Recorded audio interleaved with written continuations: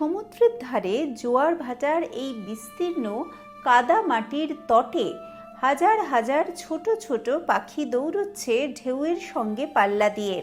এরা কারা, কোথা থেকে আসে, আর কেনই বা প্রতি বছর হাজার হাজার কিলোমিটার উড়ে এসে পৌঁছয় পশ্চিমবঙ্গের এই নির্জন সমুদ্র তটে? নমস্কার বন্ধুরা, আমি ঐন্দ্রিলা, আর ওয়াইল্ড ইন্ডিয়া ট্রাভেলসের পর্দায় আজ আপনাদের নিয়ে যাব এই অপূর্ব প্রকৃতির রহস্য ভাণ্ডারে, যেখানে বাড়ি থেকে খুব বেশি দূরে যেতে হবে না, কিন্তু আপনারা পেয়ে যাবেন প্রচুর পাখি। পাতিবুনিয়া সি বিচটা বকখালির মধ্যেই পড়ছে। এখানে যাবার জন্য সবথেকে ভালো উপায় হলো ট্রেনে যাওয়া, তবে সকালবেলা নামখানা লোকাল আছে খুব কম। ভোরের ট্রেন ধরতে না পারলে লক্ষ্মীকান্তপুর লোকাল ধরেও যেতে পারেন। সেক্ষেত্রে আপনাকে ট্রেনে একটা ব্রেক জার্নি শুধু করতে হবে। বলছি যে ট্রেনে মানে যাওয়াটা বেশি ভালো না বাসে যাওয়াটা ভালো মনে হচ্ছে? ট্রেনে যাওয়াটা তো কমফোর্টেবল বেশি, আর ট্রেনটা পাওয়াটা মুশকিল টাইমের জন্য। লাইনে। হ্যাঁ, শিয়ালদা থেকে একটা প্রথমে ট্রেন ধরতে হয় লক্ষ্মীকান্তপুর অবধি, আর লক্ষ্মীকান্তপুর থেকে আবার একটা নামখানা লোকাল ধরতে হয়। তারপর নামখানা থেকে নেমে আবার আলাদা করে গাড়ি ধরতে হয়, মানে বকখালি বা ফ্রেজারগঞ্জ অবধি পৌঁছানোর জন্য।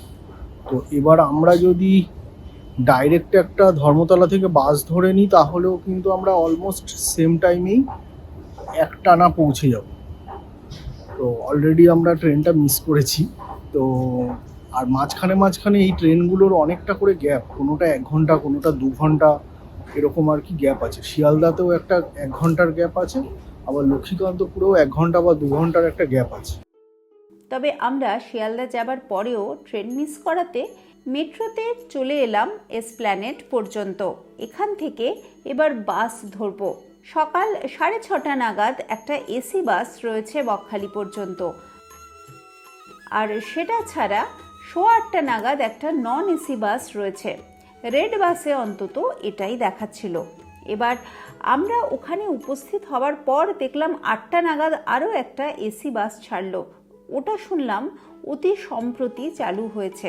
অনলাইনে টিকিট না কাটা থাকলে ওখানে গিয়েও কিন্তু টিকিট কাটতে পারেন। তবে আমরা যেহেতু অনলাইনে নন এসি বাসের টিকিটই কেটে রেখেছিলাম, তাই সেটাতেই চড়ে বসলাম। বাস একেবারে রাইট টাইমে ছেড়ে দিল। ডায়মন্ড হারবার রোড ধরে বাস চলল আমাদের অভীষ্ট গন্তব্যের দিকে। মোটামুটি ধর্মতলা থেকে 3 ঘন্টা 25 মিনিট মতন দেখাচ্ছিল। তবে রাস্তায় বহু জায়গায় জ্যামও পেয়েছি, সেই জন্য বাসটা কিন্তু পৌঁছতে বেশ খানিকটা লেট করে। মাঝে অবশ্য মিনিট 10-এর একটা ব্রেকও ছিল। যাদের বাস জার্নি অতটা পছন্দ নয়, তাদের ক্ষেত্রে ট্রেন বা নিজস্ব গাড়িতে যাওয়া সবথেকে ভালো। তবে সেটা ছাড়া বাসের জার্নি এমনিতে ভালোই।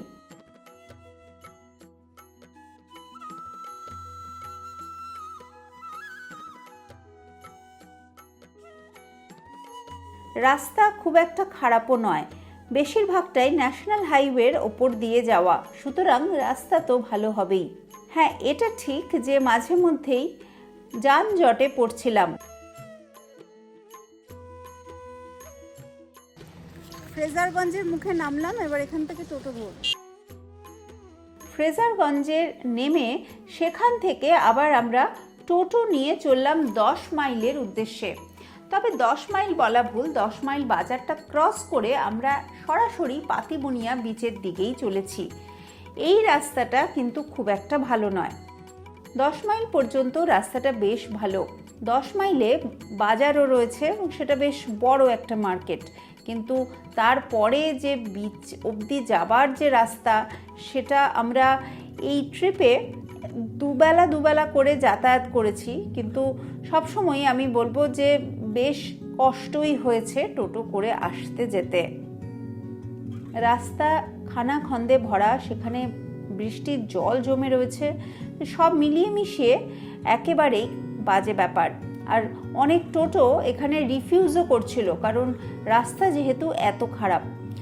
টোটো ভাড়া সাধারণত 200 টাকা মতন নেয়, তবে যেহেতু এখন রাস্তাটা খুব বেশি খারাপ আর এই জায়গায় আসার জন্য মানুষের একটা উন্মাদনা রয়েছে, সেই জন্য 250 থেকে 300 টাকাও চার্জ করেছিলেন কেউ কেউ। 10 মাইল থেকে ভেতরের যে রাস্তাটা, এই রাস্তাটা কিন্তু বেশ আর কি খারাপ। তো টোটো করে যাচ্ছি, এই রাস্তাটা খারাপ বলেই আর কি একটু বেশি টোটো ভাড়া পড়ছে, 200 টাকা মতন পড়ছে। এবার গাড়িতে এলে অথবা আমরা যেভাবে এলাম বাসে এলে অনায়াসেই কিন্তু 10 মাইলে নেমে সেখান থেকে আবার যাওয়া যায়। আমরা ভুল করে আর কি ফ্রেজারগঞ্জ অবধি চলে গেছিলাম, তো ফ্রেজারগঞ্জ থেকে আবার অনেকটা ব্যাক করতে হলো। এখান থেকে ইজিলি আর কি 10 মাইলে নেমে কিন্তু যাওয়া যায়। আর নামখানা দিয়ে যদি ট্রেনে আসেন তাহলে ট্রেন থেকে নেমে নামখানা থেকেও পাতিবুনিয়া পর্যন্ত আসা যেতে পারে একবারে টোটো রিজার্ভ করে, অথবা নামখানা থেকে 10 মাইল অবধি এসে তারপর সেখান থেকে আবার এইটুকু যদি টোটো অ্যাভেলেবেল থাকে তাহলে যাওয়া যেতে পারে। 2:10 এসে পৌঁছলাম পাতিবুনিয়া সি বিচ। হাওয়া দিচ্ছে, আর গতকাল যতটা বৃষ্টি ছিল এখন ওয়েদার বেশ ভালো, অতটা গরম নেই থ্যাঙ্কফুলি। আর সাথে সাথে হাওয়া রয়েছে, হালকা হালকা রোদ রয়েছে। আজকেও তো সাইটিং হয়েছে পাখির, দেখা যাক, আমরা আশাবাদী। পাতিবুনিয়া বিচে থাকার বেশ কিছু জায়গা আছে বলে শুনেছিলাম, সেটা ইউটিউব থেকে দেখে এসেছিলাম, খুব বেশি পুরনো ভিডিও নয়, কিন্তু আসলে এসে দেখলাম যে সব বন্ধ হয়ে গেছে, থাকার কোনো জায়গা নেই। থাকতে হলে 7 মাইল বা ফ্রেজারগঞ্জ ওই সব দিকে গিয়ে খোঁজাখুঁজি করতে হবে। এবার যেহেতু কলকাতা থেকে আসলে আর কি অনেকটা জার্নি করে আসতে হয় একটু ফ্রেশ হওয়ার জন্য, বা খাওয়া দাওয়া আছে, বা অনেক সময় একদিন থেকে পরদিন দেখার যে পরদিন ফেরত যাওয়ার যে প্রসেসটা, সেটার জন্য ভেবেছিলাম থেকে যাব, কিন্তু এসে দেখলাম যে সব বন্ধ হয়ে গেছে। সুতরাং যারা এটা মনে করে আসবেন যে এখানে থাকবেন, তারা কিন্তু বি কশাস। এখানে এই বিচে অ্যাটলিস্ট থাকার কোনো জায়গা নেই, এজন্য বকখালি, ফ্রেজারগঞ্জ বা ওই সব দিকে গিয়ে থাকতে হবে। আর এসে তো বার্ডিং করাই যায়, তো একদিক দিয়ে ভালো। লোকজন যত কম আসবেন, সাধারণ ট্যুরিস্ট, সাধারণ পর্যটক যত কম আসবেন, তত পাখিদের আসার সম্ভাবনা বাড়বে, তো সেটা একদিক দিয়ে ভালোই হয়েছে। এদিকে আসলে আরও একটা জিনিস মাথায় রাখতে হবে, সেটা হচ্ছে যে টাইড টাইম, হাই টাইড লো টাইডের যে সময়টা, সেটা দেখে সেই রকমভাবে প্ল্যান করা ভালো। হাই টাইড এবং লো টাইডে যেহেতু এই বিচটা অনেকটা পরিবর্তন হয়ে যায়, এটা এখন মানে অনেকটা কার্গিল বিচও অনেকটা এরকম, তো এখন আর কি লো টাইড চলছে। তো লো টাইড থেকে হাই টাইডের যে সময়টা, সেই সময়টার মধ্যে যে ফাঁকা যে টাইমটা আর কি, সেটা দেখে আসতে হবে। এখানে অনেকটা জল বেড়ে যায় যখন হাই টাইড থাকে, তো সেটা আর কি বুঝতে হবে আমাদের, আগে থেকে সময়টা দেখে নিয়ে আসলে ভালো। হাঁটা অনেকটা, যতটা রাস্তা আর কি দেখা গেছে ততটা। এবার নিচে নেমে যে বালির ওপর দিয়ে, ভেজা বালির ওপর দিয়েও যাওয়া যায়, বিচের ওপর দিয়ে দিয়ে, সেটাতে সময়টা একটু বেশি লাগবে বলে চেষ্টা করছি আর কি এই রাস্তা ধরে যেতে, তাহলে একটু সুবিধা হবে। এবার আপনাদের বলি ওয়েডার বা শোর বার্ড কাকে বলে।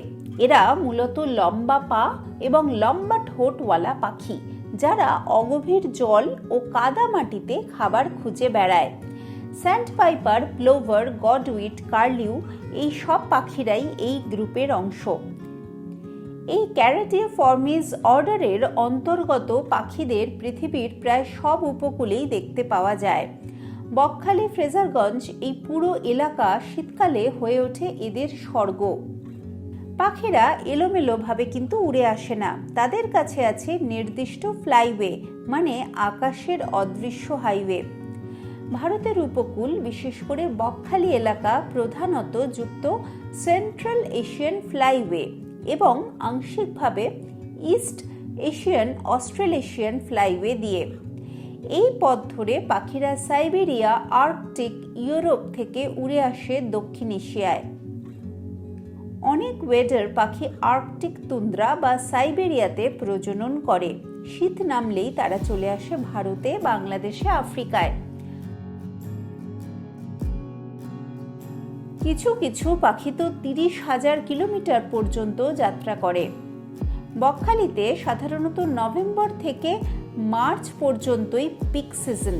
শীত শুরু হলেই পাখি আসে। মার্চ এপ্রিলে আবার তারা ফিরে যায় ব্রিডিং গ্রাউন্ডে।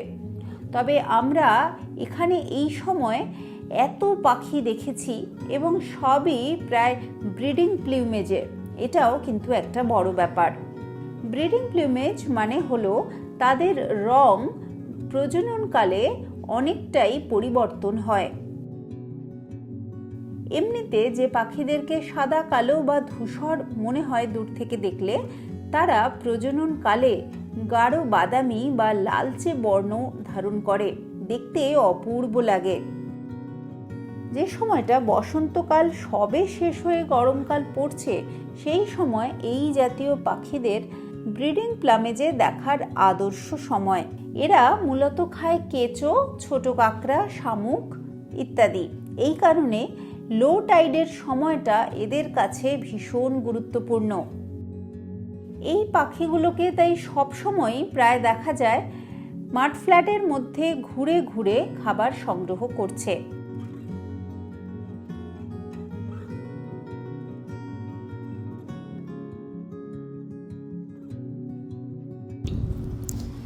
এই হচ্ছে সেই ভাঙা জায়গাটা, একদম প্রায় শেষ মাথা পর্যন্ত আসতে হবে। এখানে বেশ কিছু ম্যানগ্রোভ রয়েছে।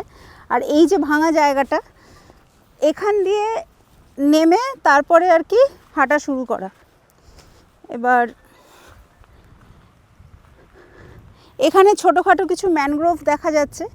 তো এবার আমরা আরও সামনের দিকে এগোচ্ছি। কতটা পা গর্তে ঢুকে যাচ্ছে কাদায়, বেশ টাফ। মানে ক্যামেরা নিয়ে এইভাবে যাওয়াটা, আমারও সেরকমই অবস্থা। কাদার মধ্যে দাঁড়িয়ে দাঁড়িয়েই ভিডিও করছি। বেশ রোদ, আর তার মধ্যে খোঁজাখুঁজি চলছে। তবে এখন ভাটা, এখন অতটা আর কি জল নেই, যার জন্য পাখি এখানে এই দিকটা খুব একটা বেশি নেই, পাচ্ছি না আর কি। কিছু কিছু আছে টুকটাক। তবে সারা পৃথিবী জুড়েই ওয়েডার পাখিরা কিন্তু একটু বিপদের মুখেই রয়েছে। এদের প্রধান সমস্যা হচ্ছে কোস্টাল হ্যাবিটেট নষ্ট হয়ে যাওয়া। এছাড়াও পরিবেশ দূষণ এবং শিকারের ভয় তো সবসময় রয়েছে। আমরা যে হারে সমুদ্রকে দূষিত করে ফেলছি, তাতে এই পাখিদের সমস্যা তো হবেই। এছাড়া গ্লোবাল ওয়ার্মিং এবং ক্লাইমেট চেঞ্জ এই পাখিদের সংখ্যা কমার পেছনে গুরুত্বপূর্ণ দুটো কারণ। এই ছোট্ট পাখিদের জন্য হাজার হাজার কিলোমিটার পথ পাড়ি দেওয়া, আর মাঝপথে যদি একটা জায়গাও নষ্ট হয়, তাহলে পুরো মাইগ্রেশন চেনটাই ভেঙে যেতে পারে। মাঝপথের জায়গা বলতে আমি বলতে চাইছি যে ব্রিডিং গ্রাউন্ড এবং উইন্টারিং গ্রাউন্ড, অর্থাৎ ভারতবর্ষ, এর মাঝে এরা অনেক জায়গায় স্টপ ওভার দেয়, অর্থাৎ নেমে বিশ্রাম করে। সেই স্টপ ওভার সাইটগুলো যদি কোনো কারণে ক্ষতিগ্রস্ত হয়, তাহলেও কিন্তু এই পাখিদের পুরো মাইগ্রেশন প্রসেসটাই সমস্যার মধ্যে পড়তে পারে। এখন ওয়েট করছি জলটা একটু বাড়ার। জলটা বাড়লে আরও একটু বার্ড অ্যাক্টিভিটি পাওয়া যাবে। তো সেই জন্য টুকটাক কিছু বার্ড অ্যাক্টিভিটি রয়েছে, আগেও বললাম। আর এখন যে জায়গাটা দিয়ে হাঁটছি, এখানে হালকা হালকা ঘাসও গজিয়ে গেছে।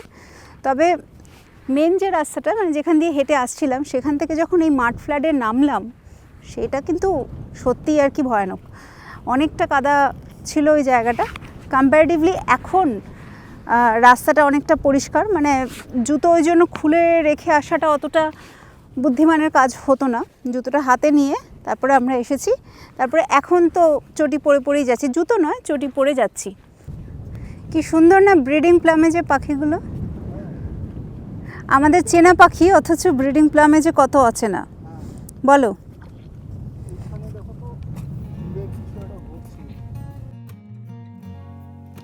এই পাখিগুলো যে শুধু সুন্দর তাই নয়, এরা ইকোসিস্টেম ইঞ্জিনিয়ার।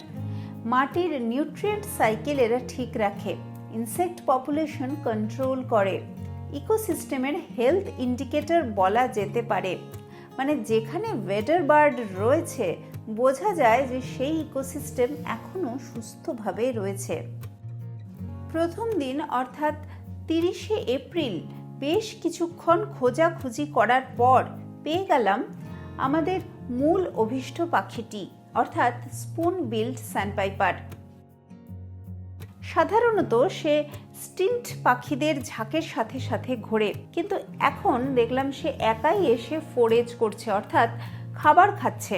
প্রকৃতিতে এই স্পুন বিল্ড স্যান্ডপাইপার আর মাত্র 300-400টি মতন বেঁচে রয়েছে।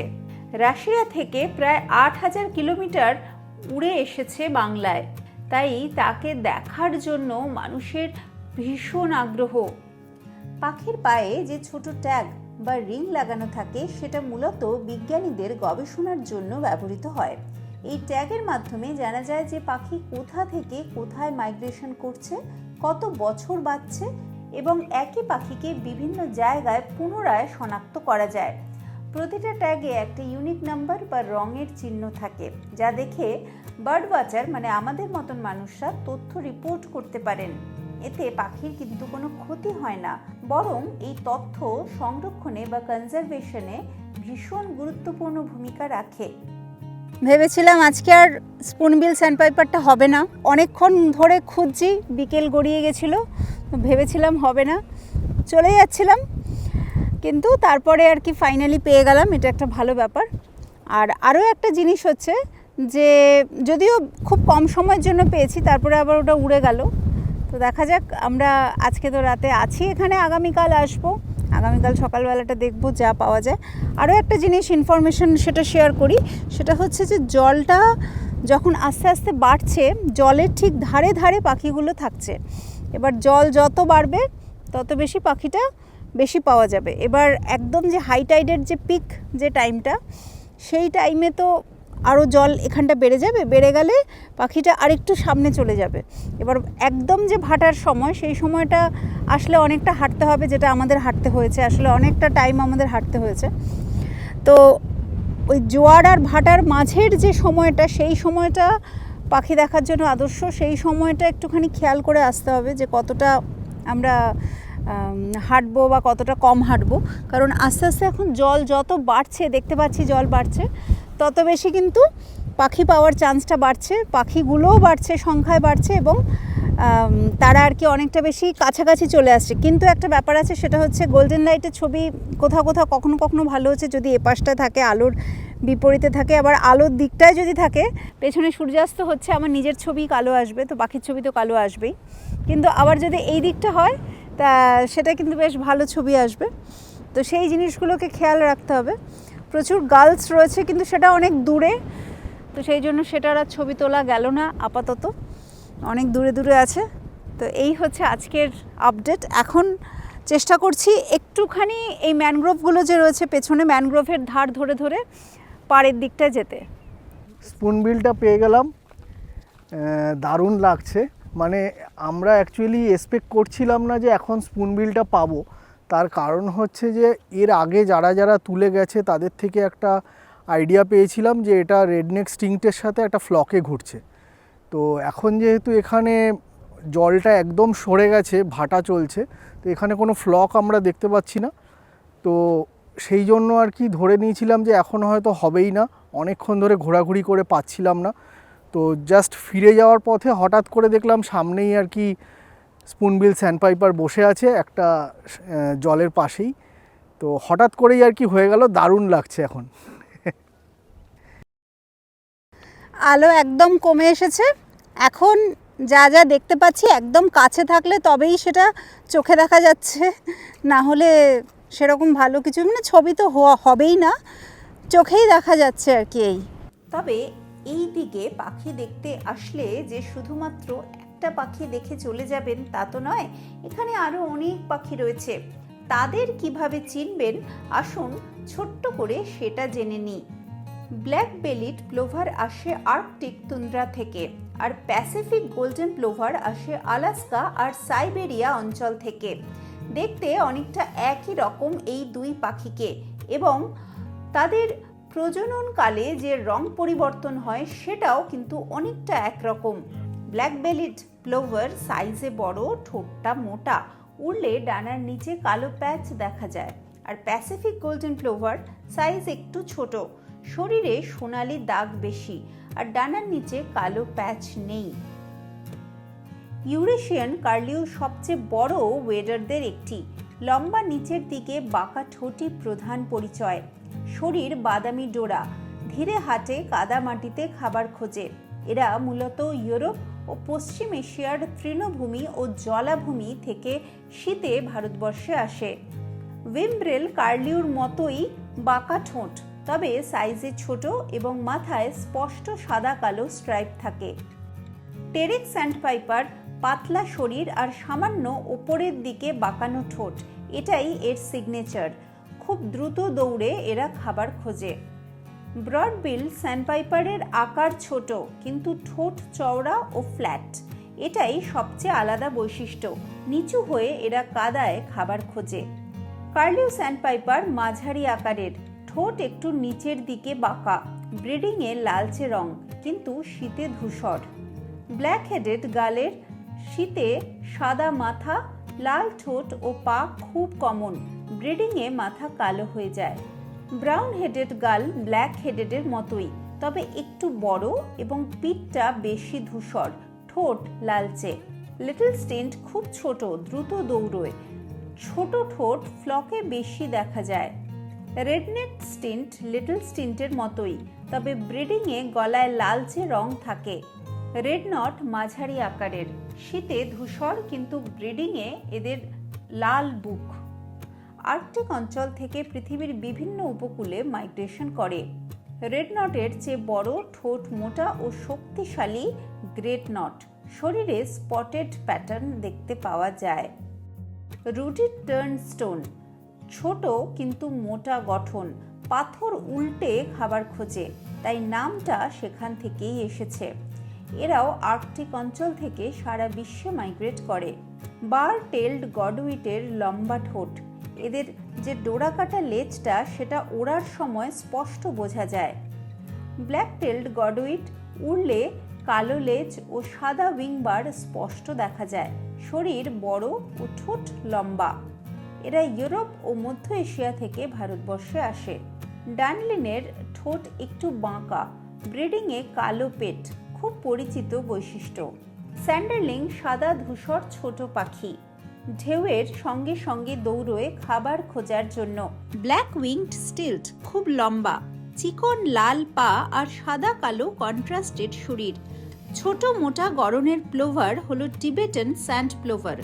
ঠোঁট ছোট ও একটু মোটা, পা তুলনামূলকভাবে ছোট। টিবেটানের থেকে বড়, লম্বা পা ও একটু লম্বা ঠোঁট আর মাথা তুলনামূলকভাবে বড় গ্রেটার স্যান্ড প্লোভারের।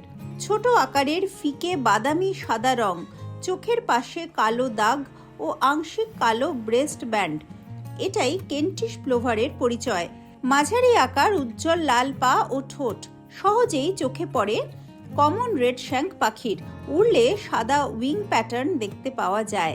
কমন গ্রিন শ্যাঙ্কের পা লম্বা, শরীরটা স্লিম আর সামান্য ওপরের দিকে বাঁকানো ঠোঁট, রং ধূসর সবুজাভ। পাখি দেখে ফেরার সময় একটু চা পান করলাম। এবার আমরা বকখালির দিকে যাচ্ছি, সেখানেই কোনো হোটেল নিয়ে থাকবো সেই ঠিক করেছি। রাস্তায় আস্তে আস্তে আবহাওয়া খারাপ হয়ে গেল। একটু বাদে প্রচণ্ড ঝড় বৃষ্টি শুরু হলো। বকখালিতে হোটেলে ঢুকে রাতে খাওয়া দাওয়া সেরে তাড়াতাড়ি শুয়ে পড়লাম। পরদিন আবার ভোরবেলা বার্ডিং করতে চলে এলাম পাতিবুনিয়ার। আগে থেকে টোটো ঠিক করা ছিল, কিন্তু সেদিন রাতে কারেন্ট না থাকার দরুন চার্জ দেওয়া যায়নি, তাই সকালবেলা আমাদের যে টোটোকে বলা ছিল তিনি আসতে পারেননি। তখন আমরা রাস্তায় বেরিয়ে অন্য একটা টোটো ধরে এই পথে এলাম। গতকালও বলেছি রাস্তা ভীষণ খারাপ। কালকে রাতে অনেক ঝড় বৃষ্টি হয়েছিল, তো সেই জন্য গাছ পড়েছে, পুরোটা যেতে পারলাম না। এই যে এই টোটোগুলো চলে যাচ্ছে আর এই হচ্ছে রাস্তায় যে গাছ পড়েছে, তো এই জন্য নিচ দিয়ে এখন যাওয়া হবে। না, কাটা ফাটা আছে, দেখে সাবধানে। জুতোটা তো ভালো না, মানে চটি তো, সেই জন্য আর কি একটুখানি অসুবিধা হচ্ছে, আর কিছু না।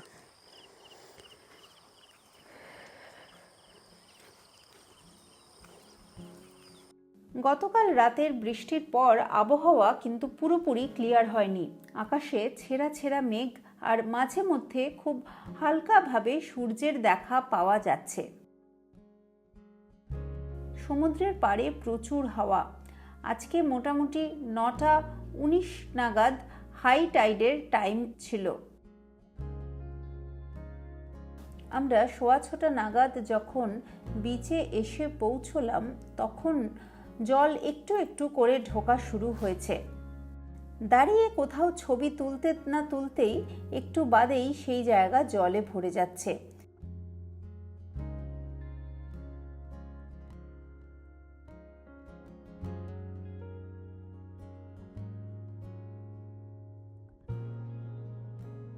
বিচের ওপরে যে উঁচু রাস্তাটা ছিল, যেটা আগের দিন দেখিয়েছি, সেই রাস্তা থেকে নেমে কাদার যে অংশটা সেটা তাড়াতাড়ি করে পেরিয়ে গেলাম, কারণ ওই জায়গাটাতেই সবার আগে জল চলে আসে।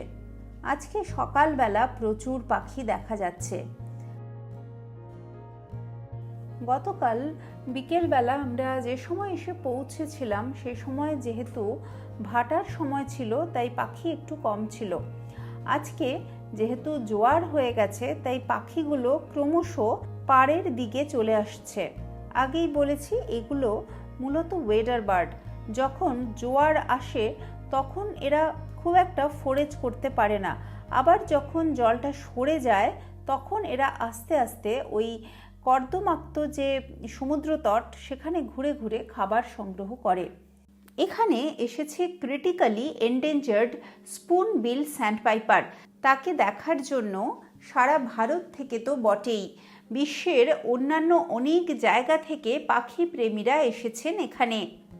দীর্ঘ 8 বছর বাদে পাতিবুনিয়ার বিচে যারা এই পাখিটাকে আবার দেখতে পেয়েছিলেন প্রথমবার, সেই টিমের অন্যতম সদস্য সন্দীপ দাসের সাথে দেখা হয়ে গেল এদিন। আজকে সকাল থেকেই পাখিটাকে দেখতে পাওয়া যাচ্ছে না, সেই কারণ জিজ্ঞাসা করলাম ওনাকে।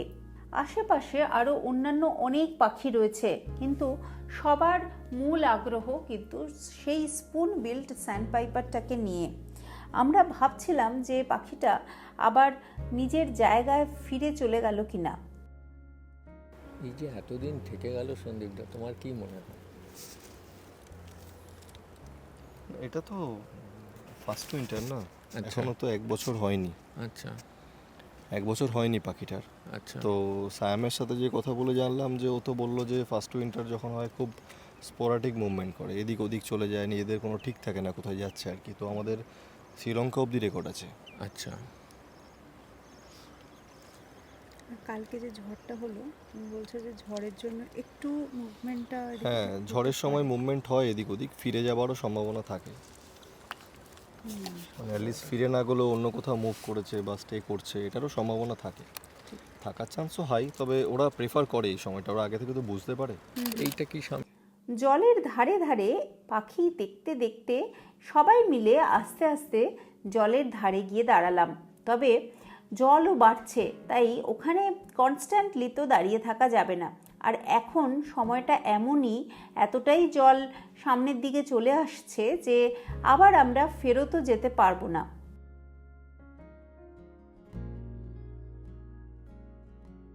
দূর থেকে দেখা যাচ্ছে যে জায়গা দিয়ে প্রচুর জল প্রবাহিত হচ্ছে, এই জায়গা দিয়েই একটু আগে আমরা পায়ে হেঁটে এসেছি। তো এইখান দিয়ে তো কোনো মতেই এখন আর ফেরত যাওয়া যাবে না। এখানে এত ওয়েডার পাখি, প্রত্যেকটা পাখির ঝাঁকের মধ্যেই কিন্তু আমাদের অভীষ্ট স্পুন বিল্ড স্যান্ডপাইপার থাকতে পারে। সেই জন্য চোখে দূরবীন লাগিয়ে বা ক্যামেরার চোখ দিয়ে সবাই প্রত্যেকটা পাখিকেই স্ক্যান করে চলেছেন। একটু আগেই যে বলছিলাম রেড নট গ্রেট নটের কথা, দেখুন এখানে কতগুলো গ্রেট নট আর রেড নট একসাথে দাঁড়িয়ে রয়েছে, মাঝে মধ্যে ফোরেজিং করছে। প্রজনন রং শরীরে লেগে গেছে, এত সুন্দর লাগছে পাখিগুলোকে দূর থেকে দেখতে যে ভাষায় প্রকাশ করা যায় না। যারা কোর বার্ড ওয়াচার নন তারা হয়তো এই সব জায়গায় কখনো আসেননি, তার কারণ এই জায়গাটা একটু কঠিন আসা। তবে আমার মনে হয় আমার এই ভিডিও দেখার পর আপনাদের মধ্যেও অনেকের ইচ্ছে হবে পাখিগুলোকে একটু দেখে আসি। সবসময় মনে রাখবেন এই পাখিদের দেখার জন্য একটু দূরত্ব মেনটেন করা কিন্তু ভীষণ প্রয়োজনীয়। বেশি কাছে চলে গেলে পাখিগুলোকে ডিস্টার্ব করা হবে। চেষ্টা করবেন এমন দূরত্বে থাকতে যাতে পাখিরা ডিস্টার্বডও না ফিল করে, আবার তারা ভালোভাবে আপনার চোখে বা ক্যামেরায় বা বাইনোকুলারে ধরাও পড়ে। মাঝে মধ্যেই তারা ঝাঁক বেঁধে উড়ে যাচ্ছিল, সেই দৃশ্য বড় সুন্দর। এই পাখিগুলোর মধ্যে অনেক রকম ওয়েডারই রয়েছে, তবে মূলত এটা টিবেটান স্যান্ড প্লোভারের ঝাঁক। তারপরে তারা এসে বসলো ঠিক জলটা যেখানে শেষ হয়েছে সেখানে। জল যত আস্তে আস্তে বাড়ছে তত তারা অবস্থান পরিবর্তন করে পাড়ের দিকে সরে আসছে। দেখুন কত পাখি একসাথে বসে আছে। আমাদেরও যেহেতু আর ফিরে যাবার উপায় নেই, তাই আমরাও একটা নির্দিষ্ট দূরত্বে মাটিতেই সবাই বসে পড়লাম। জোয়ার ভাটা বলুন বা প্রকৃতির নিয়ম বলুন, সে এক অদ্ভুত ব্যাপার। এমন একটা অদ্ভুত পরিস্থিতি তৈরি হলো যে পাখিরাও আমাদের সামনে বসে রয়েছে, তারাও আর বেশি দূরে যেতে পারছে না, তার কারণ জলটা বেড়ে গেছে। আবার আমরাও সেখান থেকে চলে যেতে পারছি না, তার কারণ সেই জল বেড়ে গেছে। পাখি এবং পাখি দেখিয়েরা মুখোমুখি বসে দীর্ঘ সময়, বলা যায় প্রায় কয়েক ঘন্টা আমরা এভাবেই বসে কাটিয়েছিলাম। একটা সময় আর ছবি তুলতে ইচ্ছে করে না, মনে হয় তাদের বিহেভিয়ারগুলো দেখি, দু চোখ ভরে তাদের খুনসুটি, তাদের বিশ্রাম নেওয়া, তাদের এক পায়ে দাঁড়িয়ে থাকা, সব কিছু দেখি। জল একটু কমতেই দুটো গরু ওই জায়গা দিয়ে পার হতে চলল। সেই দেখে আস্তে আস্তে সাহস পেয়ে পক্ষীপ্রেমীরাও একজন একজন করে ওই জায়গাটা ক্রস করা শুরু করলেন। তবে এখনও এখানে অনেকটাই জল রয়েছে, আরও 1-2 ঘন্টা অপেক্ষা করলে জলটা আরও কমে যাবে। তবে আমাদেরও এবারে ফেরার সময় হয়েছে। দীর্ঘ সময় আমরাও অপেক্ষা করলাম। আমরা আজকেই কলকাতা ফিরব। আজকে 1 মে।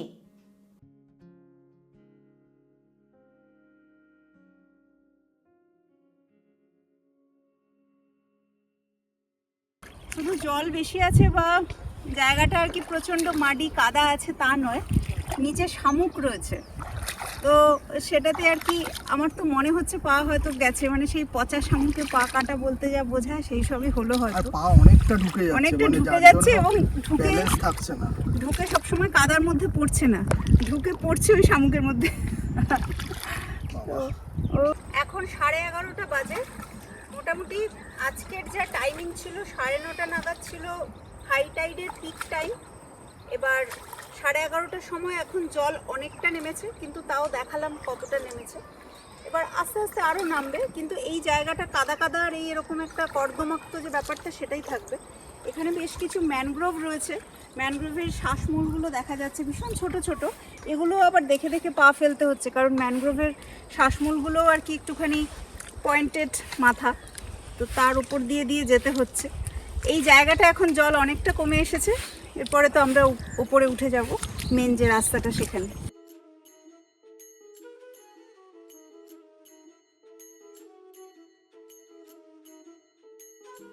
সমুদ্র একটা দারুণ ইকোসিস্টেম। সমুদ্রকে কাছ থেকে জানতে গেলে, বুঝতে গেলে বোধহয় আরও কয়েক জন্ম লেগে যাবে। আমরা যদি দূষণ ছড়াই তাহলে আমাদের নিজেদের ভবিষ্যতও কিন্তু বিপদের মুখে।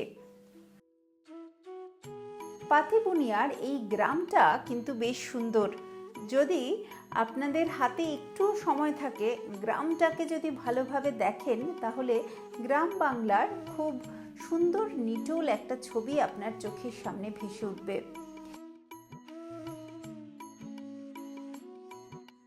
বাহ, খুব ভালো ভালো খেলা হচ্ছে। ও আজকে তো সব স্কুল ছুটি, ওই জন্য না? হ্যাঁ বাবা, ওটা কি ভালো হয়েছে, দেখ ওটা ভালো হয়েছে। গর্ত গর্ত, এটা একটা পুকুর, পুকুরের পাশে পাহাড়, এটা তো বোঝাই যাচ্ছে, তাই না? এই সুন্দর ছোট্ট ভ্রমণের স্মৃতি বুকে নিয়ে এবার আমাদের ফেরত যাবার পালা।